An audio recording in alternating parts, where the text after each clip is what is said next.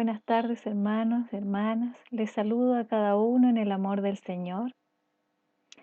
Y hoy tengo el privilegio de poder compartir con ustedes acerca de la palabra de nuestro Dios. Les invito entonces, hoy meditaremos en una porción del conocido Sermón del Monte o Bienaventuranzas que Jesús pronunció frente a sus discípulos. El pasaje bíblico completo se encuentra en Mateo capítulo 5, los versos 3 al 12. Por medio de estas bienaventuranzas, Jesús describió cómo debe ser el carácter de sus discípulos y cuál es la recompensa que ellos reciben. Cada una de las bienaventuranzas va dirigida a un grupo específico de personas que está desarrollando la cualidad que se menciona, gracias a la obra del Espíritu Santo en sus vidas. Y es precisamente de eso de lo que se trata este camino al que usted y yo hemos sido llamados, de desarrollar el carácter que Dios desea ver en sus hijos. Las personas que menciona el pasaje bíblico son bienaventuradas, dichosas, privilegiadas. No lo serán en el futuro, sino que dice que ya lo son. Cuando leemos o escuchamos la palabra bienaventurado o dichoso, dependiendo de la traducción, pensamos en una persona muy privilegiada. La sociedad de esta época considera dichosos o privilegiados a los que tienen recursos materiales, una buena posición social o prestigio.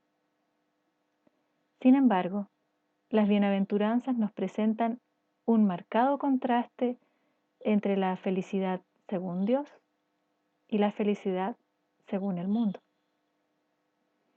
Jesús comenzó este sermón con una bendición maravillosa y en esta porción bíblica nos vamos a centrar.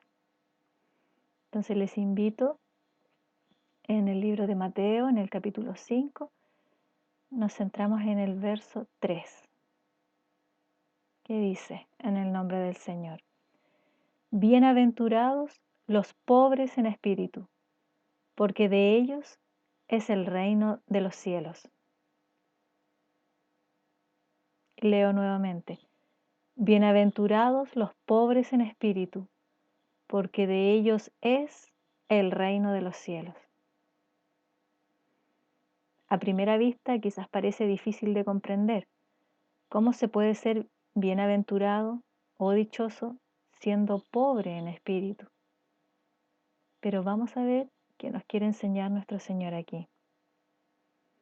Un pobre en espíritu no es alguien con baja autoestima, ni una persona callada e introvertida. Tampoco se refiere a las personas que sufren ni a las que son oprimidas o rechazadas. Entonces, ¿quién es un pobre de espíritu? Esta es una persona que reconoce su miseria espiritualmente hablando. Se reconoce indigno en la presencia de Dios. Un pobre en espíritu es quien sabe que está arruinado espiritualmente cuando estamos sin Dios. Los pobres en espíritu muestran una verdadera humildad y están despojados de todo orgullo. Reconocen que necesitan a Dios como Salvador y van con un corazón humilde ante la presencia de Dios para suplicar su misericordia y su perdón. Entendemos entonces que el pobre en espíritu no confía en sí mismo, más bien procura la gracia y la misericordia con desesperación. Esto tiene total contraste con el espíritu del mundo que nos dice: confía en ti, tú eres dueño de tu propio destino, o también de ti depende todo, tú decides. El pobre en espíritu tampoco se jacta de sus progresos ni de sus logros, y al reconocer su bajeza, mira siempre a los demás como superiores.